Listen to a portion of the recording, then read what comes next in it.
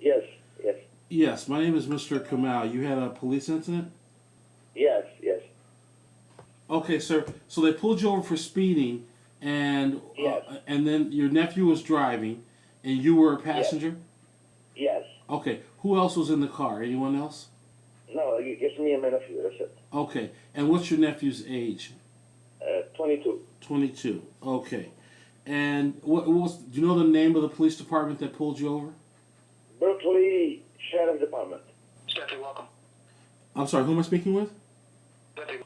Hi, Deputy. I'm trying to get some information on how money is taken and the proper action to take if I believe that money was taken Who am I wrongfully. speaking with? You're speaking with Mr. Kamal. Okay, who are you? Who am I? I'm actually assisting a friend who was stopped. He's on the phone with me as well. His name is Faoud. His vehicle was seized and $13,000 was taken. And the deputy gave no. Let me finish. The deputy did not give him a receipt. Didn't explain why the money was taken or why the vehicle was impounded. Actually, it was on camera that it was explained to him why everything was in the process of being taken and stuff like that. And as soon as I'm done conducting a search warrant on the vehicle, he will be allowed to come pick it up. Okay, why was the money taken? I don't answer to you, sir. I'm sorry. Well, he's on the phone. Well, he's the person you took the money. That's The fine, person but you took the money. I don't answer any questions. I for understand. you. You don't. Okay, so Hold on, when I'm done searching the vehicle, Faoud. I'll contact him. Thank you. Faoud, hold on. Available is a No, sheriff. sir, you have to, there's a chain of command that you have to go through, and you have to go to the supervisor first. So they don't allow you to make a complaint unless you talk to the supervisor. You have to talk to the supervisor first. You have to go through the chain of command first. Okay, so when the supervisor goes home and you can't reach him, then you're just stuck, right? You have to make a complaint to him when he comes on station. Well, let me ask you a question. My friend is stuck on the highway right now with nowhere to go, and he doesn't live in West Virginia. He's got to go back home, so he needs to make a report today. Is it possible to make a report today? A report of what? A complaint of theft. Oh, $13,000 was taken, and you're not allowed to take that kind of money without giving someone a receipt or an explanation. I know it because I've served search warrants. okay, I understand that. Maybe your friend's not telling you the whole story. I'm sure that the deputy explained it to him. Faoud, do you have a receipt? Did the deputy give you a receipt or any paperwork at all? No, sir, I'm just a secretary that answers the phone. No, He no, doesn't no, no. give me anything or have to answer to me. I know. I'm asking the person who the money was taken from on the phone. He's on the phone with me right now.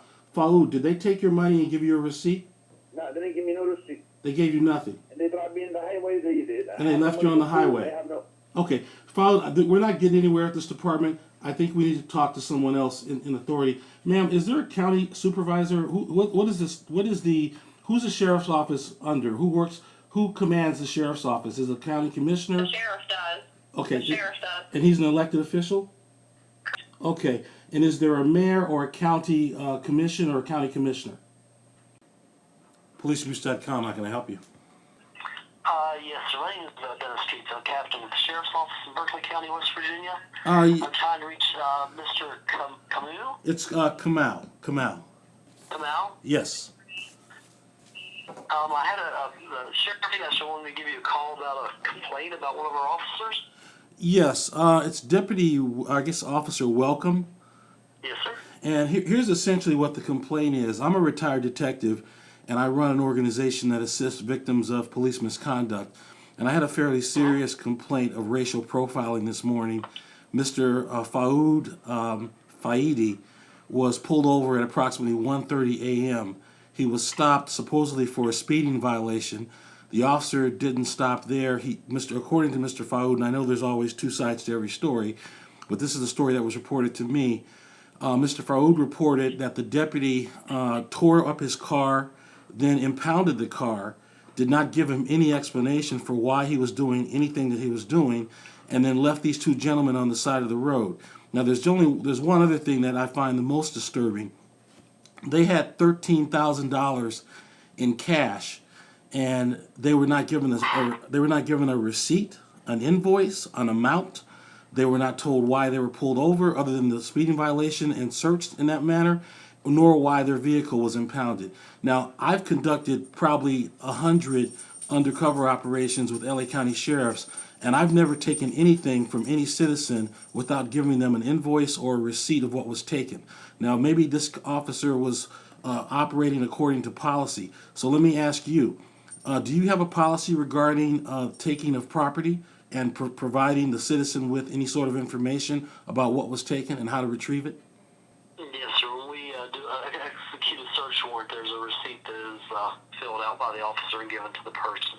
Okay, can you tell me why this? And I haven't talked. I haven't talked to Deputy Welcome, so I don't really know anything about that. Okay.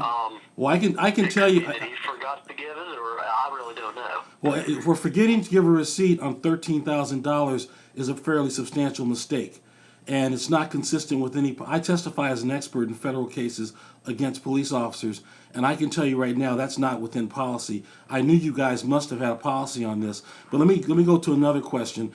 When I contacted the deputy, I called up as a citizen. He didn't know who he was talking to. And I'm not your regular run-of-the-mill citizen. I know what cops know. So when I spoke with him, I wasn't rude. I wasn't angry. I asked him a simple question. I said, can you explain to me, before I got 2 seconds into the request, he slammed the phone in my face, and just before he hung up on me, told me he wasn't telling me anything. He didn't have to tell me anything. He doesn't give answers to any questions, and hung up in my face. So I have actually 2 complaints, actually 3. One is for the unwarranted search. 2 is for the impounding of the vehicle without giving this man a property receipt for the things that were taken, including the $13,000. And then my next complaint is for unprofessional conduct, which I recorded on my phone, the way that he spoke to me. That's not how you talk to a citizen when they're requesting information about an arrest. If he didn't want to give me details that might be used in court, that's one thing. But he didn't give this guy a receipt. He still hasn't provided an explanation, and I want to know why he's on the road impounding people's cars, taking money from them, and not giving citizens any sort of receipt for what he has taken. That's really unusual. Now, my next thing, after I talk to you, is I'm writing a letter to the FBI because I've worked on cases like this for Dateline in 2020 where police officers are taking money and not accounting for it or seizing things improperly. And I think I always believe where there's smoke, there may be fire. So that's the reason for my call. And I'd like to get some answers from you, if you can, on what the actual procedure is for reporting a complaint. And I also want to know who is it that is above the sheriff. Every county has an administrator or other officers. I know the sheriff is an elected official because when I tried to report the complaint this morning, what I was told is, oh, you can't report it until you talk to the officer supervisor. Well, these men are now stranded at a hotel. They're just trying to get home. This officer didn't even leave them enough money to buy food. He just took all the money. Didn't inventory it, didn't say why, left them on the side of the highway with nothing. They had to call relatives in New York to get someone to get a credit card so that they could walk to a hotel and have a roof over their head. And I'll be frank with you. If these guys were drug dealers and they had done something, I might be a little more less adamant that there's a problem here. But in this case, these guys own a business. They weren't bothering anybody. And I think that because they're of Middle Eastern descent, the guy, I believe that had a role in this. So I'm gonna be all over this case. It's going on the front page of our website in about half an hour. But I'd like to talk to the sheriff or someone about what your complaint procedure is before I take my next steps. Okay, well, complaint procedure would be to put it in writing and send it to the sheriff. Okay. I'm actually the supervisor of the investigation section. Okay. So if there's an internal that would be started, I'd probably be the one handling it. Okay. Okay. And like I said, I haven't talked to Deputy Welcome. I don't know any of the details about it.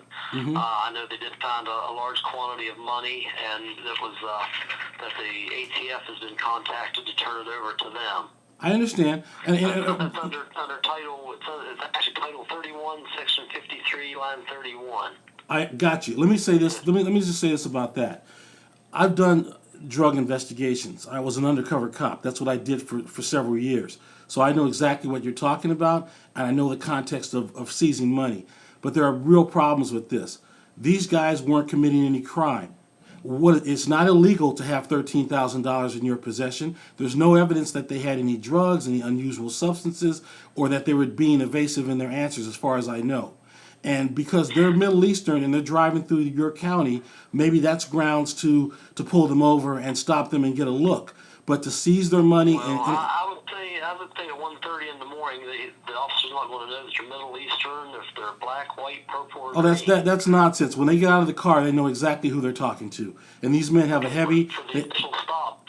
Well, okay. Well, you know what? I don't believe that either. There was an entire investigation done on the New Jersey State Police for doing something called ghosting, where they stop on the side of the road, keep their headlights lighted, and when they see people drive by, they were recognizing their race. That's a fact. So I don't know that you guys were doing that, but to say that he couldn't have known what their race was, all right, maybe they didn't know what their race was for the initial stop, but all of his actions afterward, seizing their money, would that have happened to a young white woman who's maybe 35, 40 years of age in a Mercedes because she had a lot of money in her pocket? You seize it, you take their car on a speeding violation? That's the only violation he has. Can you tell me of anything else? Is there a police report? Sir, I don't know. I haven't read any report or anything. I'm just calling you back for the sheriff to find out what the complaint was. Okay, well that's my next question. I want to put in a FOIA request for any reports that exist. I want the dash cam video. Who is it that I would send a records request to? I want to see the video from the traffic stop because the deputy he threw it in my face. He said, "I got everything on tape." Well, I want to see that tape. Okay, so can you tell me how to get that? FOIA request would have to come to the sheriff. Okay. All right, I'm going to send a FOIA request and my letter of complaint either by 5 p.m. this afternoon or first thing in the morning. And I just need one more question answered from you. Who is the sheriff accountable to, other than the voters? No one. He's an elected official. Okay, so if there's a corruption complaint, that would go to the FBI, correct? Okay. And does the state police have any role in investigating your agency? No. Okay. All right, sir. And what was your name again? It's Captain Dennis Streets. Okay. Like I said, more than likely, if there's an internal done, it would be assigned to me. Okay. And you said that the money has been given to the ATF. Is that right? No, it hasn't been turned over to them yet. And is there an allegation that this person is using that money illicitly? Do you know if there's an allegation in the report? Yes, sir, there will be. And Okay. like you said in the very beginning, there's always two sides to a story. Yes. And with it being under investigation, I can't really go into it, but there are other circumstances that would lead us to believe it was being used for illegal purposes. Okay, I got you. Well, the client told me that he was accused of moving cigarettes or something, and maybe that's what the allegation is about. I don't know. But I really appreciate you speaking with me, Captain Streets. Sheriff for the past 3.5 years. Prior to that, I served 8 years as the chief deputy, and before that, I served the criminal investigation section. And my schooling with the sheriff's department has been extensive, and that's one of the reasons I've been running for re-election for sheriff.